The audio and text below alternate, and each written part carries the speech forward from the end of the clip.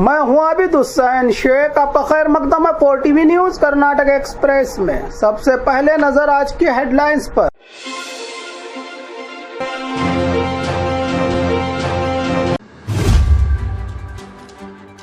सालों से बंद दलितों के लिए खुले मंदिर के दरवाजे।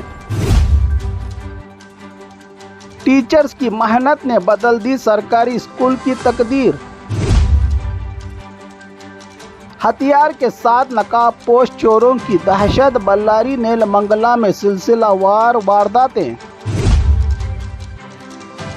करोड़ों का मालिक बेसकून की जिंदगी। बीवी से झगड़ा लाश बनकर दुनिया से चला गया। बेटे बहू के जुल्म से तंग आकर दया मरण की भीख मांगी बूढ़े बाप ने। जमीन माफियाओं की गुंडागर्दी। नकली कागजात से गरीबों की जमीनें हड़पने का मामला। खराब हालत में सरकारी स्कूल। बच्चों की पढ़ाई दरख्त के साये में। प्राइवेट बस जलकर राख। 50 मुसाफिरों की बची जान। बाइक सवार मौके पर ही हिलाक। जो संगठन संविधान और समाज में भाईचारे के खिलाफ हैं, इनको बयान किया जाए। प्रियंक खरगे का बयान। अब खबरें विस्तार से। सालों से बंद दलितों के लिए खुले मंदिर के दरवाजे। जात पात की दीवार तोड़। सालों से भगवान के दर्शन पर लगी पाबंदी के खिलाफ मंदिर के पुजारी बच्चेगौड़ा पर मंदिर में पूजा से रोकने का इल्जाम। दलितों के साथ हो रहे भेदभाव छुआछूत को लेकर बेंगलुरु के करीब डोड्डाबल्लापुर तालुका के गोलिया गांव में रहने वाले गांव में रही एगलम्मा देवी मंदिर में जाकर पूजा करने को लेकर तरसने वाले दलितों ने इस ऊंच नीच के सिस्टम के खिलाफ आवाज उठाकर जिला कलेक्टर से शिकायत की तो डीवाईएसपी रवि और तहसीलदार विद्या राठौर के नेतृत्व में गांव के तमाम जातियों के लोगों की पीस मीटिंग बुलाकर ऊंची जात वालों को समझाया कि जब भगवान ने बनाने में कोई भेदभाव और ऊंच नीच नहीं की तो आप क्यों कर रहे हो। भगवान की भक्ति का सबको अधिकार है। इसको रोकने वालों पर भी कड़ी कानूनी कार्रवाई होने की जानकारी देकर जात पात की दीवार तोड़ समाज में बराबरी का हक दिलाया अधिकारियों ने। टीचर्स की मेहनत ने बदल दी सरकारी स्कूल की तकदीर। सरकारी स्कूल ने पीछे डाल दिया प्राइवेट स्कूलों को। बीदर के सरहदी इलाके में रही औरा तालुका के गणेशपुर गांव की मराठी मीडियम सरकारी स्कूल ने एक नई मिसाल कायम की है। जहां आजकल अक्सर सरकारी स्कूलों का हाल बुरा है तो वहीं इस स्कूल ने प्राइवेट स्कूलों को भी पीछे डाल दिया है। जी हां, सरकारी फंड के अलावा खुद के खर्च से यहाँ के टीचर्स ने इस स्कूल को नया रूप दिया है। स्कूल के ग्राउंड में झूले, खेलने की चीजें और साफ सुथरा माहौल। 100% बच्चों का अटेंडेंस। कुल 90 बच्चे यहाँ हैं पढ़ते। कंपाउंड वॉल, गेट और गार्डनिंग सब कुछ खुद के रुपयों से किया है ये काम। पढ़ने का ऐसा माहौल जिस पर माँ बाप को फक्र हो। यहाँ टीचर सिर्फ पढ़ाते नहीं बल्कि अपने बर्ताव से मिसाल कायम की है। यही होती है सच्ची तालीम, सच्ची खिदमत। ये स्कूल नहीं एक ख्वाब है जो अब हकीकत बन चुका है। सलाम है उन टीचर्स को जिनकी मेहनत ने तालीम को इज्जत बख्शी है।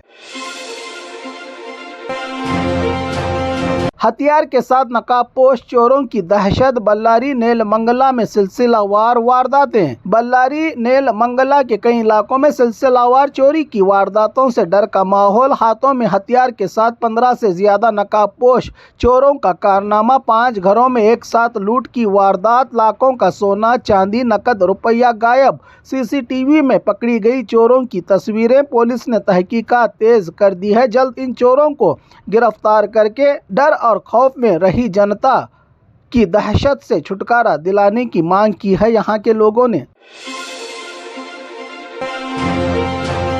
करोड़ों का मालिक बेसकून की जिंदगी। बीवी से झगड़ा लाश बनकर दुनिया से चला गया। बेंगलुरु का भास्कर जिसकी जमीन और जायदाद, बंगले, गाड़ियां और लाखों की आमदनी वाला ये व्यक्ति लेकिन घर में सुकून नहीं था। हर वक्त बीवी से झगड़े। जिसने दोबारा शादी की थी दूसरी बीवी शरवती के साथ 2 बेटियां थी। लाखों की कमाई मगर बीवी बच्चों को खर्च के लिए सिर्फ 6,000 रुपये देने की मिली जानकारी। बाकी रुपया शराब और बाहर की औरतों औरतों पर उड़ाता था। ये व्यक्ति घर आकर बीवी पर जुल्म और दूसरी औरतों के साथ नाजायज ताल्लुकात 1 मई को झगड़े के बाद घर छोड़ दिया था। व्यक्ति ने 27 जून को नशे की हालत में वापस घर आया। बीवी से झगड़ा हुआ।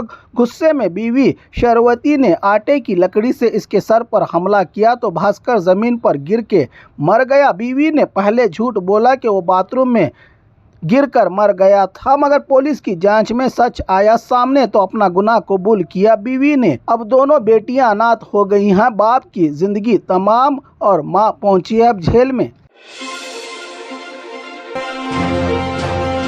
बेटे बहू के जुल्म से तंग आकर दया मरण की भीख मांगी। बूढ़े बाप ने 70 साल वाले बाप की फरियाद, इंसाफ दो या मौत। तुमकुरू जिला डीसी ऑफिस में 70 साल के बुजुर्ग रामैया ने अपने बेटे रंगा और बहू गौरम्मा के जुल्म और अत्याचार से तंग आकर दफ्तर के सामने दया मरण की भीख मांगी है। एक बाप ने बेटे ने जायदाद हथिया ली, बहू के साथ मिलकर बाप को घर से बाहर निकाल दिया। 16 लाख की जमीन का मुआवजा भी छीन लिया। झूठे दस्तखत से जमीन अपनी बीवी के नाम करवाई। सवाल पूछने पर मार पीट करने का इल्जाम। पुलिस में शिकायत के बाद भी नहीं हुई कोई कार्रवाई। बीवी 3 महीने पहले ही दुनिया छोड़कर चली गई है। अब अकेला, कमजोर और लाचार कई महीनों से इंसाफ के लिए दर बदर भटक रहा है ये बूढ़ा व्यक्ति। एक सामाजिक कारकुन लीलावती अब लड़ रही है इनके साथ मिलकर इंसाफ की लड़ाई। जमीन माफियाओं की गुंडागर्दी, नकली कागजात से गरीबों की जमीनें हड़पने का मामला। रायचूरू में जमीन माफिया के खिलाफ जनता में डर और खौफ का माहौल। गरीब और मिडिल क्लास लोगों की जमीनें रातों रात नकली कागजात के जरिए हथियाई जा रही हैं। शिकायत करने वाले संतोष शानबाग और आनंद राव ने कहा कि इनके नाम पर रही कानूनी जमीनें किसी और के नाम रजिस्टर कर दी गई हैं। नकली आधार कार्ड बनाए गए हैं, तस्वीर और आधार नंबर बदल कर नए डॉक्यूमेंट्स तैयार किए गए हैं। प्रॉपर्टी IT PID बदल कर नई फेक पहचान पत्र से सब रजिस्ट्रार ऑफिस में नकली कागजात देकर जमीन रजिस्टर करवा ली गई है। 2019 में खरीदी जमीन 2024 जनवरी में चला पता कि इनकी जमीन अंजनैया नामी व्यक्ति के नाम पर रजिस्टर हो चुकी है। ये काम सरकारी अधिकारियों की मिली भगत से ही हो सकता है। ऐसे दर्जनों लोग इन जमीन माफियाओं का शिकार हुए हैं। इन पर कार्रवाई करके हमारी जमीन हमें लौटाइए, कहा है जमीन खोने वाले लोगों ने। खराब हालत में सरकारी स्कूल, बच्चों की पढ़ाई दरख्त के साये में। कोप्पल जिला कनकगिरी तालुका रामदुर्ग के सरकारी स्कूल का बुरा हाल। टूटी हुई दीवारें, गिरने की कगार पर छत, कई कमरों का हाल बेहाल। बारिश में भी हालात हो जाते हैं नाजुक। दरख्त के साये में बैठकर बच्चे हैं टीचर पढ़ाने पर मजबूर। बच्चों की सुरक्षा और स्कूल की बदतरीन हालत को लेकर माँ बाप परेशान। बुनियादी सहूलतों को देकर बच्चों की सुरक्षा के साथ अच्छा भविष्य निर्माण करने की लगा रहे हैं बच्चों के माँ बाप फरियाद।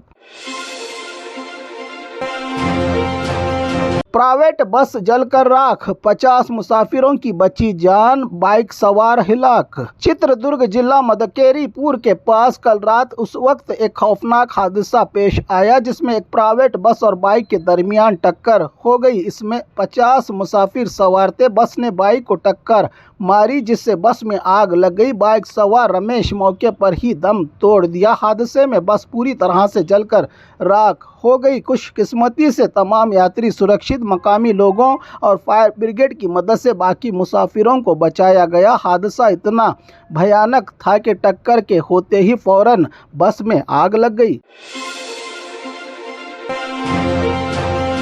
जो संगठन संविधान और समाज में भाईचारे के खिलाफ है, इनको बयान किया जाए। प्रियंक खरगे का बयान। कांग्रेस के लीडर प्रियंक खरगे ने बीजेपी के MLC रवि कुमार पर शदीद ज़बानी हमला करते हुए कहा कि वो RSS की सोच से मुतासिर हैं, जिनको संविधान पर नहीं मनुस्मृति पर यकीन है। देश के तिरंगे को लहराने जिन्हें 52 साल लगे। सवाल उठाया कि आए दिन रवि कुमार के महिला अधिकारियों को लेकर हल्की जबान का इस्तेमाल, ये सब मनुस्मृति से सीखा है इन्होंने, जिनका देश की आज़ादी की लड़ाई में कोई योगदान नहीं। क्यों अंग्रेजों से पेंशन मिली सावरकर को, दलितों और महिलाओं के लिए इन्होंने क्या किया, तिरंगे का अपमान, ऐसे कई सवाल उठाकर संविधान और समाज में भाईचारा के खिलाफ काम करने वाली संगठन आरएसएस पर बड़ा इल्जाम लगाकर इसको बयान किया जाए कि गुलबर्गा में एक प्रेस कॉन्फ्रेंस के दौरान अपनी रखी बात मिनिस्टर प्रियंक खरगे ने।